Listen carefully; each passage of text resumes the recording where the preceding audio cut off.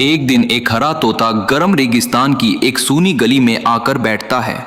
धूप बहुत तेज थी और वो अकेला था। तभी एक घायल चिड़िया रेत पर गिरती है, बहुत कमजोर। तोता तुरंत अपने पंख फैलाकर उसे छांव देता है और अपने घोंसले से पानी लाकर उसे पिलाता है। धीरे धीरे चिड़िया ठीक हो जाती है और मुस्कुराकर तोते का धन्यवाद करती है। लेकिन जब तोता अपने घोंसले पर वापस आता है, वो पूरी तरह टूट चुका होता है। हवा ने उसे गिरा दिया था। फिर भी वो मुस्कुराता है क्योंकि किसी और की जान बच गई। अगर ये कहानी आपके दिल को छू गई तो लाइक और सब्सक्राइब जरूर करें।